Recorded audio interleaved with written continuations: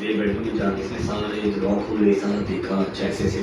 उसके बाद ये क्या है, वॉशरूम जाके इसने बेहतरीन शावर लिया। कहता नहीं उनका फैन हूँ मैंने उनसे बात करो, पहचाना है मुझे। कल कोई न्यूज़ वाले आते थे, पुलिस वाले आते थे, वो रेड मारते जाके वो खुद ही मुकड़ी दे देता। मैं तो क्या था। बिस्मिल्लाहिर्रहमानिर्रहीम, अस्सलाम वालेकुम। उम्मीद करती हूँ आप लोग सब ठीक होंगे। आप लोगों की दुआ से life of Nusrat with Raza family अल्हम्दुलिल्लाह बिल्कुल ठीक है। ये आज रजब का व्लॉग आया तो इन्होंने, असल में ये था नहीं ना, पाकिस्तान में था नहीं, तो ये दिखा रहा है कि इसके घर में किस तरह से चोरी हुई है। मैंने डाला है क्लिप्स, आप देख लीजिएगा। तो वो कहता है कि एक दरवाजा, फोटो, सीसीटीवी कैमरे सब जगह लगे हुए हैं, लाजमी आजकल तो हर जगह लगे हुए हैं, तो चोर तो फिर भी चोरी करके चला ही जाता है। तो इसके घर में आया, बोलता है मैं उसका फैन हूँ, नहा धो के बता रहा था। गुजर जो इसका वो था वॉचमैन, वो बता रहा था नहा धो के खाना वाना खा के सब कुछ करके वो इसके कमरे घर से चला गया।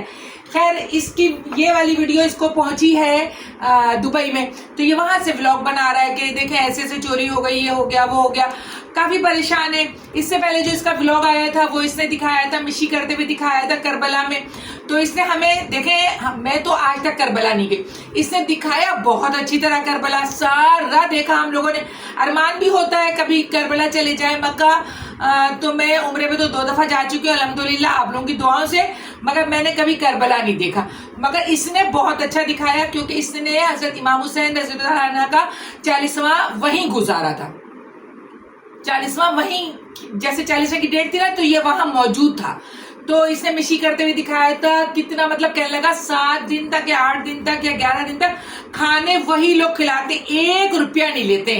पानी, उठना बैठना लेटना, बिस्तर, कितने कह रहा है एसी चल रहे थे तो हम लोग एसी बंद करवाते थे, सर्दी हो जाती थी तो काफी से दिखाया। अब वहां पैदल चलना है, थक जाओ तो बैठ जाओ, फिर पैदल चलो, अपनी मर्जी से खाओ पियो ऐश करो, 1 रुपया कहने लगा खर्च नहीं होगा।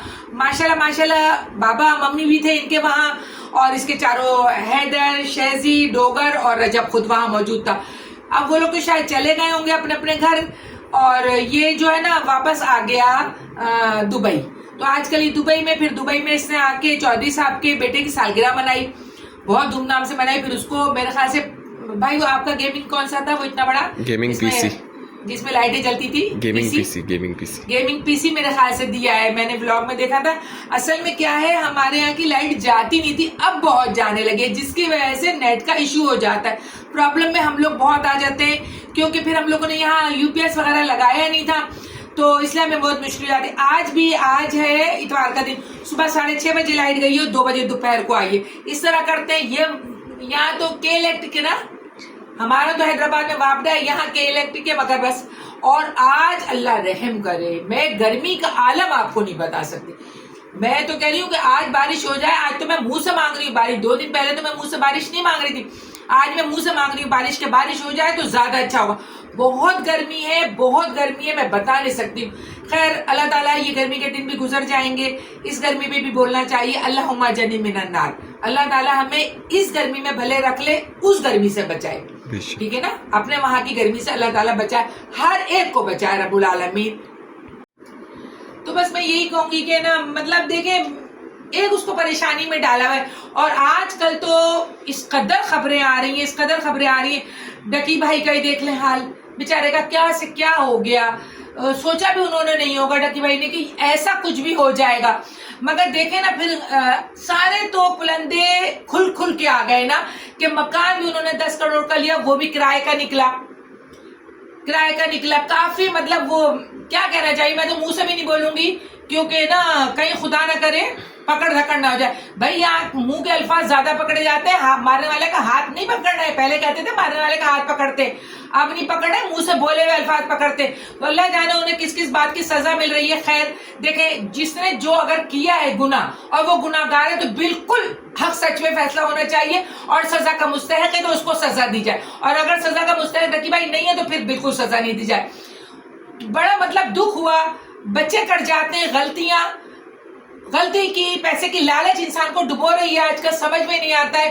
तो वालिदैन भी आ गए कटेरे में, बीवी भी आ गई। खैर, बीवी बराबर की मुलविस थी, उसकी अरूब बराबर की मुलविस थी, क्योंकि वो उसके साथ साथ रहती थी। हालांकि समझाना चाहिए कि इतना पैसा भी मत कमाओ। अगर एक तरह से देखा जाए ना तो डकी भाई पे जो इल्ज़ाम लग रहा है कि एप्लीकेशन की प्रमोशन की है, हाँ। वो मैं अभी आपके सामने यहाँ खड़े हुए, ये जो घर पे हमारे पास इंटरनेट लगा हुआ है ना, इस इंटरनेट के थ्रू iOS एप्पल में भी डाउनलोड कर सकता हूँ और एंड्रॉयड पे भी कर सकता हूँ। तो डकी भाई को पकड़ने से अच्छा वो एप्लीकेशंस बैन करो ना।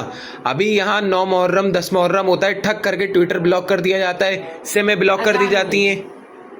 तो पॉइंट आउट करने से पहले और एप्लीकेशंस की प्रमोशंस पे वो लगाने से पहले कि नहीं करे, प्रमोशन नहीं करे, उस एप्लीकेशंस को बंद करो ना भाई। आप बंदे को पकड़े। एग्जैक्टली हाँ। आप मुझे एक बात बताए ना, एक मामूली सा अपना कोई छोटा मोटा इवेंट होता है, कोई त्यौहार होता है या कोई प्रोटोकॉल वो होती है कि कोई बड़ा बंदा आ रहा है, सिग्नल्स पाकिस्तान के बंद हो जाते हैं, जरा से कोई बंदा ट्विटर रोड बंद कर दिए जाते हैं। ट्विटर बंद हो जाता है, सिग्नल्स बंद कर दिए जाते हैं, फेसबुक बंद कर दिया जाता है, व्हाट्सएप चलना बंद हो जाता है। हाँ। अबे भाई एप्लीकेशन बंद कर दो ना।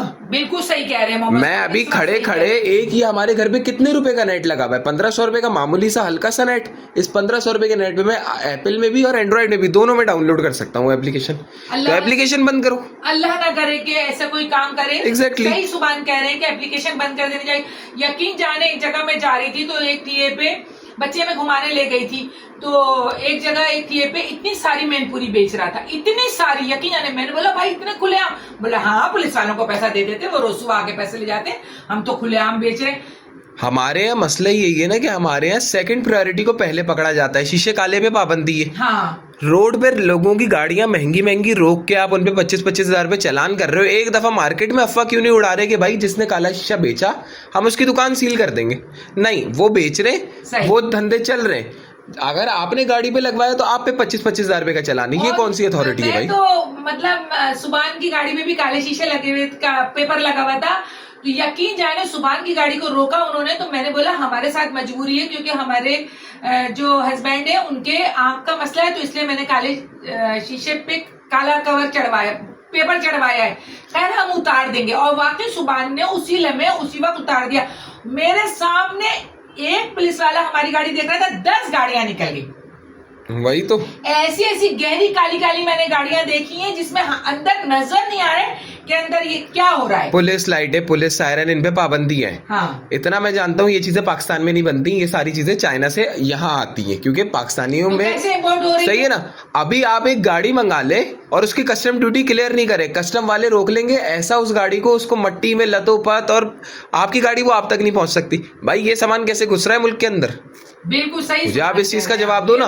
कस्टम्स वाले उस वक्त कहाँ मर जाते हैं जबकि पुलिस सायरन और पुलिस लाइटें वगैरह ये चीजें, नो डाउट काम अपनी जगह, एक्साइज पुलिस हो गई, कस्टम पुलिस हो गई, हमारी नॉर्मल पुलिस हो गई, कमांडो पुलिस बहुत लेवल का करती है। लेकिन कहीं कहीं जहाँ फ्लॉज है उनको क्लियर करो, ये नहीं कि फ्लॉज के साथ चलते रहो। बात ये होती है सारी। अब आप उसको पकड़ रहे हो, एक सिंगल डकी को पकड़ रहे हो। मैं अभी यहीं बैठे बैठे खड़े खड़े 50,000 बंदे गिनवा सकता हूँ आप लोगों के दरमियान में से, जिनसे रोज आप लोगों का मिलना है, हम और आप लोगों का मिलना है, जो इन धंधों में इन्वॉल्व है। उनको क्यों नहीं पकड़ रहे? अब फजूल की अफवाहें। अब डकी के बाद रजब का नंबर है, अल्लाह ना करे रजब का नंबर हो, रजब पे से अल्लाह ताला सब केस खत्म कराए। अब इकरा कमल का नंबर है, उसके शौहर का नंबर है। फातिमा फैसल ने भी यही किया कि ना मकान लिया और गई, पूरे मकान सब देखा और कहा कि ना हम खरीद रहे हैं, और फिर खरीदा नहीं, पूरा व्लॉग उसका बना के डाल दिया। फातिमा फैसल का भी नाम आ रहा था कि उसने भी है ना ऐसी मकान देखने गई, एजेंट आ गया था। डकी के बाद सब खड़े हो गए, ऐसा लगा बस एक डकी क्या पकड़ा गया है कि पूरी धरती पे लोग आ गए। तो फातिमा फैसल ने भी यही किया कि ना हमसे मकान देखने आई हो, कहने कि हम लोग खरीदेंगे, और फिर खरीदा नहीं, व्लॉग में डाल दिया, थंबनेल निकाल दिया। उनके वालिद ने कहा कि ओहो हमारे यहाँ फौदगी हो गई है। तो मतलब इस तरह फातिमा फैसल को भी घेरे में ले रहे हैं, उन लोगों को भी घर का घेरा तंग कर रहे हैं। अल्लाह जानता है क्या बात है क्या नहीं है। खैर हमारा हक किसी को कहने का नहीं है, मगर एक यूट्यूब की दुनिया जो है ना वो यकीन जाने आप झूठ पे आ गई है। झूठ पे नहीं आ गई है, सिर्फ हमारे पाकिस्तान में ये इशू है कि कभी भी आप किसी को बढ़ता हुआ देखते हैं ना आगे, तो उसकी टांग तो फौरन टांग खींची जाती है। इससे बड़े बड़े यूट्यूबर्स वगैरह इंडिया में और पता नहीं कहाँ कहाँ दुनिया के किस किस कोने में, अम्मी उनको ना कोई हाथ डालता है ना कुछ, क्योंकि यूट्यूब की इनकम और यूट्यूब की कमाई व्लॉग बना के जो आप लोगों के पास आ रही है, ये एक लीगल कमाई है। आप लोग अपना टाइम दे रहे हैं, तो मतलब कहने का यही है कि देखे बेकार में डकी भाई, अल्लाह ताला करेगा डकी भाई भी वापस आ जाए और बिल्कुल। अच्छे तरीके से आ जाए, उनकी माँ को भी चैन और सुकून हो। मैं तो अल्लाह ताला से ये कहती हूँ परवरदिगार किसी के माँ बाप ना परेशान हो। आमीन। माँ बाप जब परेशान होते हैं ना बहुत तकलीफ होती है। अब उनके वालिद कोर्ट में खड़े थे, मैंने देखा यूट्यूब पे, मगर मुझे अच्छा नहीं लगा। उनकी अम्मी भी खड़ी थी, अरूब भी खड़ी थी, तो बस अल्लाह ताला रहम हम लोगों के हाल पे करे, और मैं कुछ भी नहीं कहूंगी। और बस अल्लाह ताला सब लोगों पे अपना खुसूसी करम करे, खासकर पाकिस्तानियों पर और ये यूट्यूबरों पर। बस ये जो है ना दौड़े जा रही, यूट्यूब फैमिली दौड़े जा रही है पैसे कमाने के चक्कर में। अरे इतना कमा लो, आपका पेट भर जाए, अब अल्लाह ताला के सुरखरू अच्छी तरह जवाब आप लोग दे सके। क्या फायदा इतना कमा के? कल मैंने आज सुबह देखा सारे उनके अकाउंट फ्रीज कर दिए गए और सारा पैसा जब्त कर दिया, करोड़ों रुपया जब्त कर दिया गया। तो इसने रजब ने बड़ी अच्छी बात बोली, रजब ने बोला, इस पर डॉक्टर अफान ने भी बोला है कि रजब ने एक बड़ी अच्छी बात बोली। मोहम्मद उस्मान वो बैट का क्या होता है, PSL, हाँ उसमें जो वो बैटिंग की जाती है, हाँ, पाकिस्तान PSL बेसिकली पाकिस्तान का खुद का हाँ। अपना वो है क्रिकेट वगैरह का मामला, हाँ। उसके एडवर्टाइज में ये चीजें शो हो रही शर्टें है। बना दी जाती है Exactly. तो हाँ, तो डॉक्टर अफान ने यही कहा कि ना उनको इनका बंद करो ना पहले यार। किया जाए ना, पहले ये जड़ पकड़ी जाए। असल में रजब की बात को डॉक्टर अफान ने भी सहमत किया कि हाँ बिल्कुल सही बोल रहा है रजब के पहले जड़ पकड़ो, बिल्कुल पहले जड़ पकड़ो उसके बाद बुनियाद हिलाओ। पहले तो जड़ तो पकड़े आप लोग, जड़ तो आप लोग पकड़ते नहीं है। दकी भाई को पकड़ लिया, रजब को पकड़ लिया, अब उसको पकड़ेंगे, अब उसका नंबर है, उसका नंबर है। दुनिया का यही चल रहा है यूट्यूब चैनल पे आजकल। यूट्यूब तो मैं कहती हूँ अल्लाह पाक बस खोलते हैं तो दिल कांप जाता है। खैर अल्लाह ताला किसी को परेशानी में नहीं डाले। बस लाइक सब्सक्राइब शेयर करना मत भूलिएगा। अंकल को दुआ में याद रखिएगा। इसके साथ मैं आप लोगों से फिर कल इंशाल्लाह एक नए व्लॉग के साथ और नए बातों के साथ आएंगे। जब तक अल्लाह ताला सब पे रहम करे, खुसूसी डकी भाई पे, रजब पे, सब पे रहम करे। जब तक के लिए अल्लाह हाफिज।